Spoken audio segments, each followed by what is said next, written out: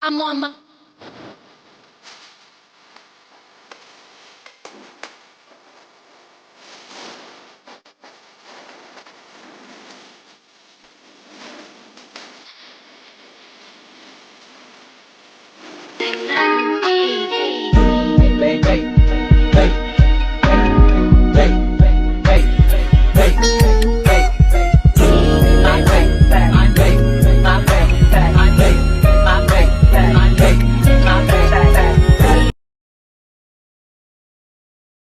Hey, hey, hey, what's going on YouTube land? This is your boy TJ and welcome to my YouTube channel, Wrestling Nostalgia, where I give my reviews on the WWE shows and the PLE events. But today I want to go back down memory lane, not too far back, but this is like probably roughly like 2, maybe 3 years ago, right?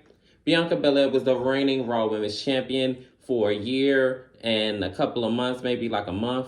It was a historic reign. She beat out Becky Lynch, another long-term Raw Women's Champion. It was historic. It was, groundbreaking, and I was so happy to see it. I actually did want her to beat the record of, Becky's Raw Women's Championship run. But can I be honest, right? As historic as Bianca Belair's championship run, it could have been better. And hear me out, right? Love me some Bianca Belair. She's been in WWE roughly under 10 years, or probably going on 10 years. Been running the game in an NXT for about like 2, maybe 3 years. Then she hit the main stage in WWE, and she just tore it up, won championships. She main evented WrestleMania, the first out of two black women to main event WrestleMania, and it tore the roof off that Florida dome. Man, it was a great. And if you haven't watched it, please go and watch it because it was a great watch. Love me some Sasha Banks.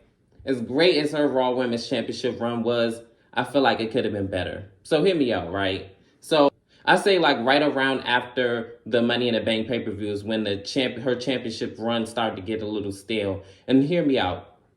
How do you go from Rhea Ripley, right? She was supposed to defend her championship against Rhea Ripley to Carmella. Now, the reports were in, and I believe Rhea had a concussion or something like that, right? So she got taken out the match. So placed was Carmella. Now, there's no disrespect to Carmella, right? She's a good in-ring worker in her own right. But her and Rhea Ripley are not on the same level. Let's just go ahead and be honest with that, right? So when it was her and Carmella, it just felt like filler. No, you know what I'm saying? Like, and then they enter into a feud for a couple of weeks. Something should have given. So right? Remember, you guys, like right after she wrapped it up with Carmella, I believe, what was it, SummerSlam? That's when Bayley and then her Damage Control, which is Dakota Kai and Io Shirai, well, Io Sky now, that's when they came into the chat. So that's a very noteworthy like competitor for her. Bayley, former Raw, SmackDown, NXT Women's Champion, like Grand Slam Women's Champion. It had the promise to be a really great feud, and it still was. But the only thing about it is I feel like once she lost those 2 times, they should have just cut the feud after that. Extreme Rules, when they had their first ever historic ladder match. That's when they should have ended the feud. I just felt like it went on a little too long. Like, come on, 3 times she lost at 3 different pay-per-views. Like, the only victory she had was, I want to say, was a tag match. And then I feel like she won at another random Raw or something like that. So I just feel like as great as Bayley is, there's no disrespect to her. I just feel like until she became a great heel and then maybe took the championship off her at some point, which I'm glad that didn't happen. Talk about that whole feud with her and Alexa. It had the potential, but it just missed the mark. And it missed the mark by a long shot, okay? Like, it was not good. I'ma just be real with you. Like, that whole Bray Wyatt keeps sneaking and creeping up in there, it was a no-go for me. It had the potential because, like I said, she's another one that's a great worker, but I feel like the chemistry just wasn't there, or maybe Alexa was just off or something. And remember, this is around the time when she was pregnant. She just didn't know it, and then she was taken off TV. So I just feel like it's just... And another thing that made Bianca's championship reign feel like as important as it should have been is the lack of feuds. It's nothing like with WWE far as when it's champion and a challenger going at it. It's left up in the air when it's ambiguous. Who's going to come out on top? Like, this girl been tearing it up. She's been like winning matches, picking up W's. What's going to happen? She looks strong. She looks like a worthy contender. She going to win. So when they just give her people that it's kind of like, is going to lose to her, it just doesn't make it fun. What was promising was when Rhea Ripley and Bianca Belair were supposed to fight each other at Money in the Bank. But it didn't happen because Rhea had an injury, a concussion or something like that. So the lack of feuds is what made her championship run didn't feel as historic or important. And it's really sad because, like I said, Bianca is a competitor at heart. Like, she thrives off competition, and she is an athlete. She's competitive. She can go in that ring. She could talk on the mic. She is phenomenal in that ring, and she has done nothing less than the best work.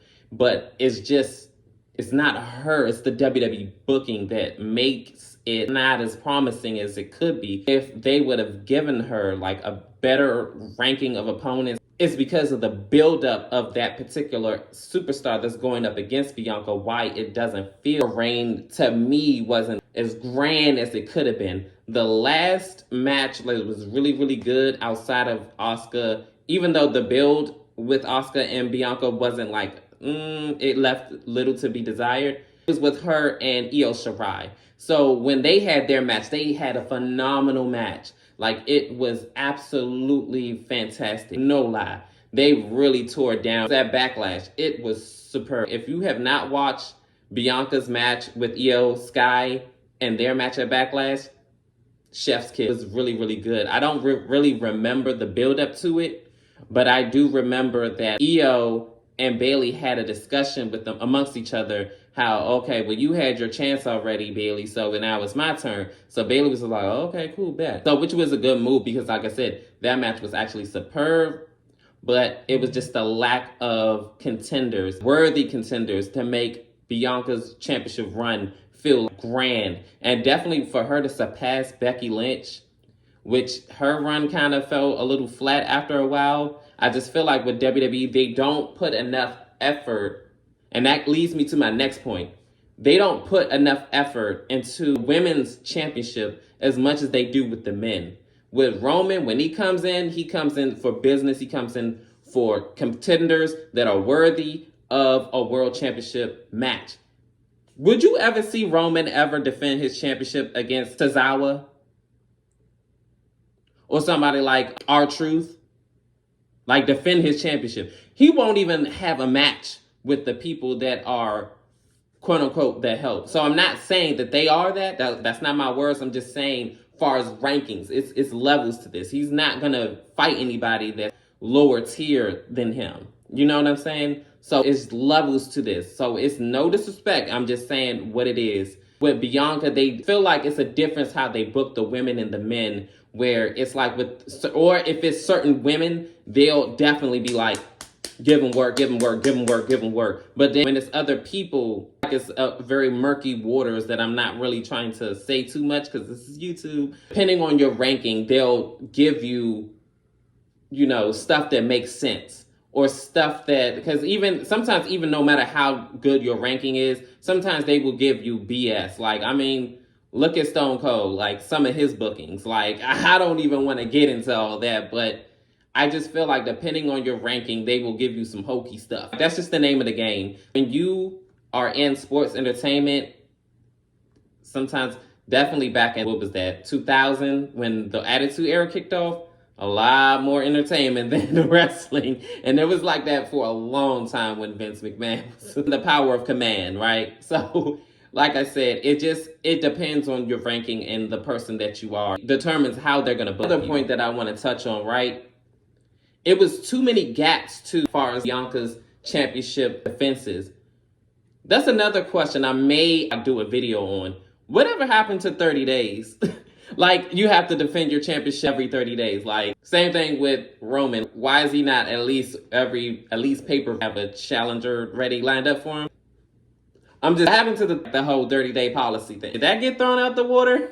And if so, like, when? Because I don't understand this whole part-time thing. And I feel like if you're a part-time wrestler, you shouldn't be a champion. If you're going to be a champion, just only do it for like a month or so. But I still feel like that's pointless too. But hey, I mean, I'm not the booker and I'm not running WWE. I'm just a guy on YouTube. So if you're going to be a part-timer, I just feel like you shouldn't be a champion. Or if you're going to be in those big championship matches, then put the other guy over, because that's what the business is for. You have to give back. Because even somebody as big as Brock Lesnar have lost in his last match, you know what I'm saying, against Cody Rhodes at SummerSlam.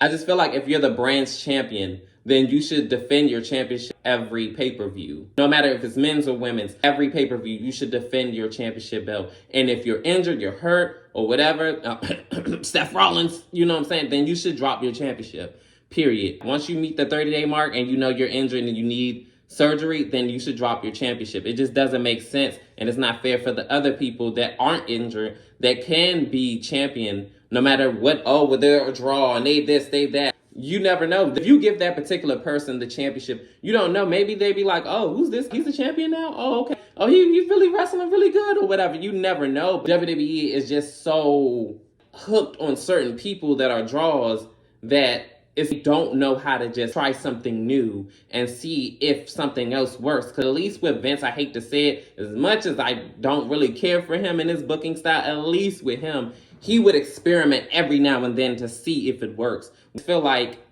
they just are gun-ho on certain people being the champions over and over and over again. And it's really tiresome to see the same person win the championships over and over and over again. And I feel like that's part of the problem of why a lot of people that were watching wrestling when John Cena was dominating the WWE division, and he just kept winning the same, and he didn't win any other belts.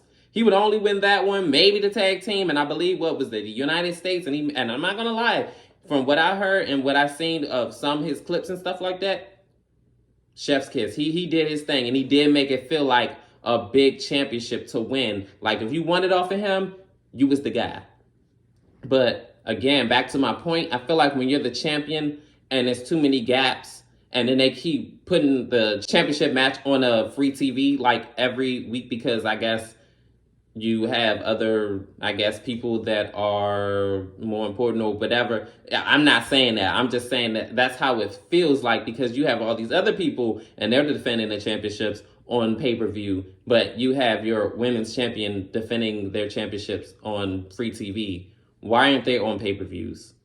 Like, they're your champion. Like, treat them like that. So that's just how I feel about the situation. As much as effort as they put with the men's championship, they need to put just as much effort with the women's championship. However you book the men's, you should do the same with the women. So if you making it feel like the WWE championship or the world championship is like the top prize, you need to make the women's championship feel like that too. And I just feel like because of a certain ranking that certain people are on, or levels, then they give you the best of the best. But if you're a lower tier, or maybe you new coming in, and maybe even if you're new and mainstream, people really like you and fool with you, they kind of play on your top a little bit just to see what they can get away with. What Bianca had her championship run, her Raw Women's Championship run, had so much potential to feel like it was like magical. You're watching history.